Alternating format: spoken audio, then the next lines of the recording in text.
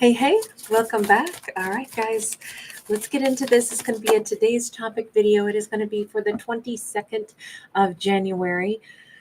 I don't think I've ever had the first month of a year go by so incredibly fast. It's unbelievable. All right, we have unlock your mind. And we have keys literally all over on this card. Okay, so we have a character who's got like a keyhole for a head.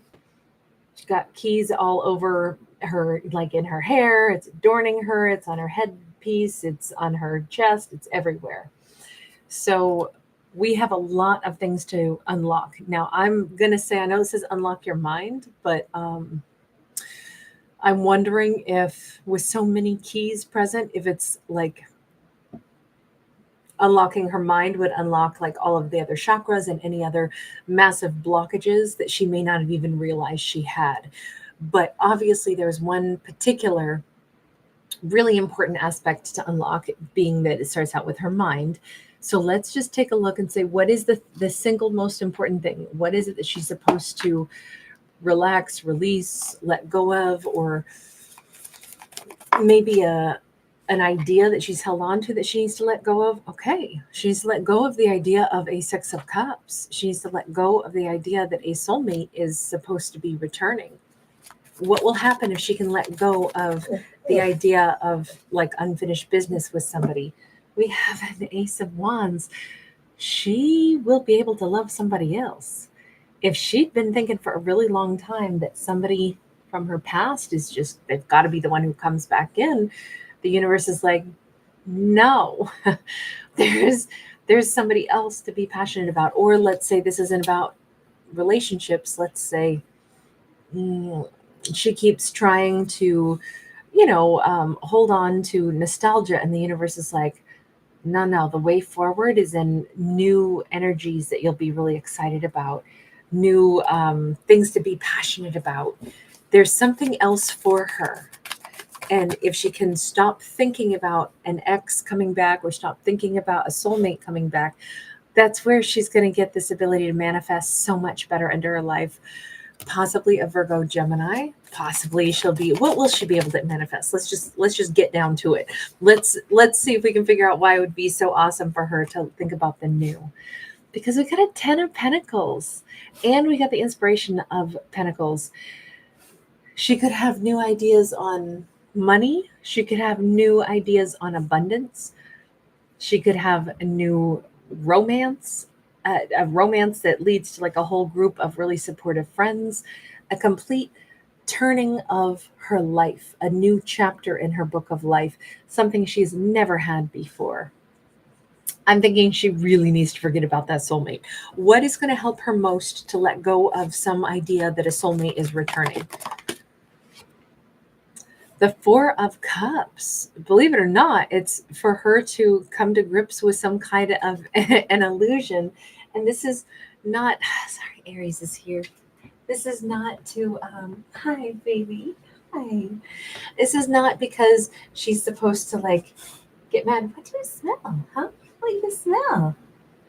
It's not because she needs to vilify this person or decide that they're terrible, but she does feel like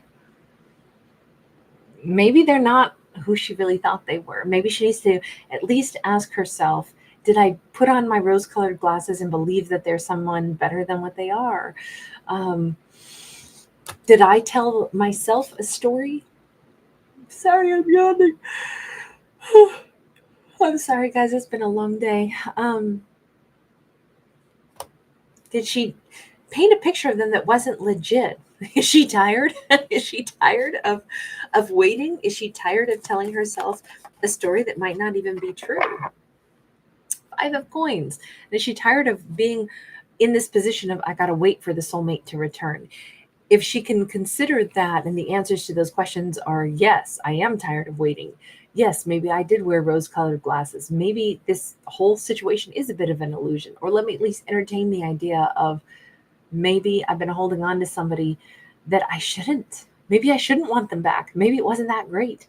Maybe the nostalgia of the past is like, God, it didn't really rock my world. Maybe I put a little bit more emphasis on something than I should have. It just says to help her let go of them, at least to ask those critical questions about, like, why am I holding on to them? Was it really all that great? The way things were, the good, the bad, and the ugly, would I want all that back? Because what if somebody comes back in, but they haven't changed at all? Will she want them all over again if things were exactly the way they were? Because if she's saying, no, I want them to come back but be totally different, why would she even think anything's going to be totally different? And if it didn't work before, why would it work better this time? So I don't know. I just kind of think that if she lets go of that thought process, and in this story, it's very much saying that perhaps on the 22nd, it's time to go ahead and let go of that thought process. She might find that she does much better for it. All right, then what does she get? What does she get next? We saw a new chapter. We saw a 10 of Pentacles. She may just get a hottie with a nice little beard, somebody patient, somebody kind, somebody abundant, somebody that would love to have a chance to share energy with her. That King of Pentacles, that's a catch. That person is somebody who would be family oriented, somebody who would want to give love, who would want to be generous.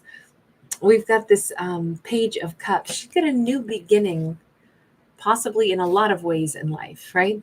She'd have more passion in her life. She'd have some kind of much happier outcome. She'd be able to manifest and receive finally, right? Her hands have to be open up so she can finally receive things. She needs to ask for somebody to, like, universe, bring me the kind of love, the kind of excitement, the kind of energy, the kind of partner, the kind of friends, the kind of jobs that bring me the financial success, the abundance, and the love that I actually want to write into my next chapter of life.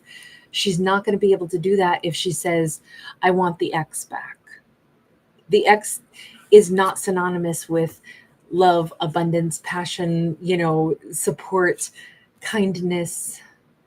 And not in this story, right? And these are fictional stories, but in this, it's like, if an ex didn't give you those things before, why would we assume they're going to come back and give it now? And I know, I'm sorry, that sounds a little bit harsh, but this storyline is, the first card was for our character to unlock their mind and to stop being in a rut of thinking that if the ex comes back, it's going to be great. And instead say, how about if we say, what I'd like is for life to be great? Leave the ex out and just say, universe, what I would like is to have all these great, wonderful things, the love, the passion, the success, the kindness, the support, and then kind of leave it as, and may the best man win. may the person who can bring that to me be the one who comes forward, instead of saying, I want the ex back. Because really what she'd be welcoming in, if she keeps saying, I want the ex back, is loneliness, possibly an illusion. I'm sorry to say it that way, but those are the cards that we got. So that's the story I have to tell, because I can't pretend those cards didn't come out when we all saw them.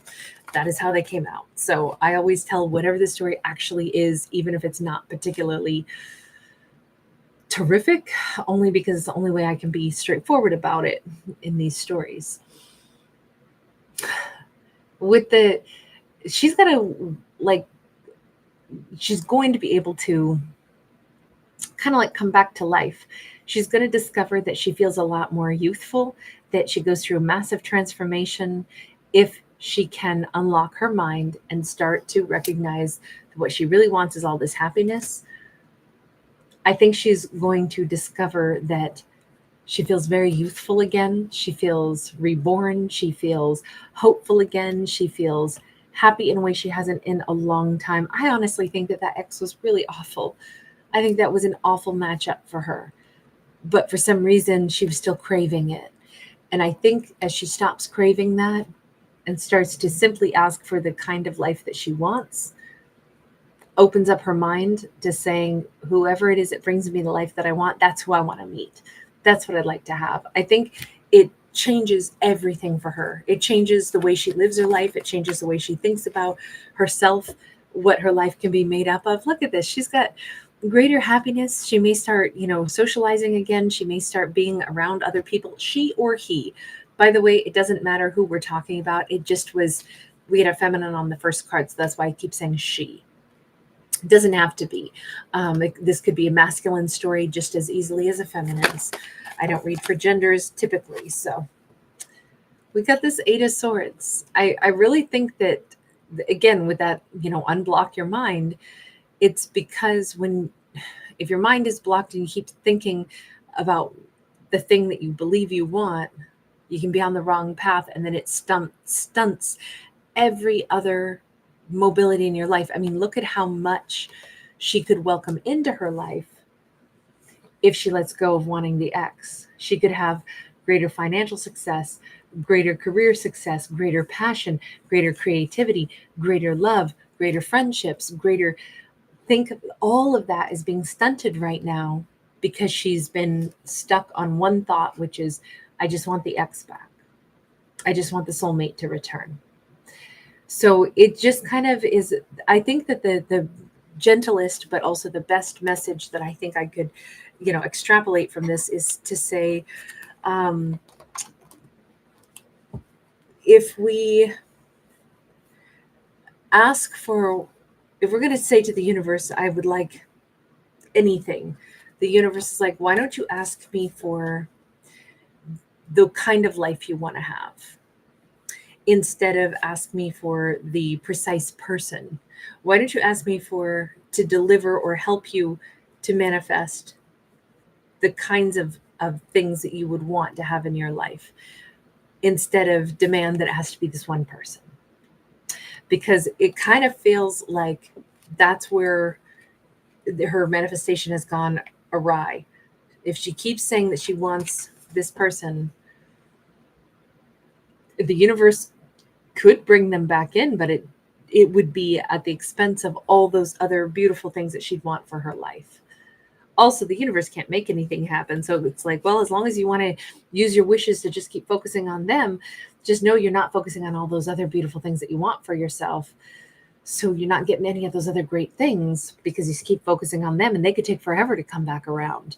So I think this is such a great message for a character to change what they wish for, to change what they put their focus on, to change what they want to put their, what they want to put their mindset to, and to start, instead of wishing for a person, start thinking about, what would I like my life to look like? I think she's going to manifest amazing things for herself with ease as soon as she turns her mind away from a returning soulmate and instead puts her mind on what she'd really like to get to enjoy. So very nice energy actually on this. It felt like such a relaxation. And Aries popped up to say hello. Sorry that I'm yawning and Aries is disrupting a little bit, but I don't know. Maybe that's what we needed in this. And for some reason, my head is itching so much in one very precise little spot. Anyway, you guys, thank you so much for being here. I will see you again tomorrow. Well, I always record these a little bit in advance, so I shouldn't say tomorrow. I'll see you then too, but I'll see you in a few hours. All right. Bye, guys. Thanks for being here. Thanks for giving it a thumbs up. Bye.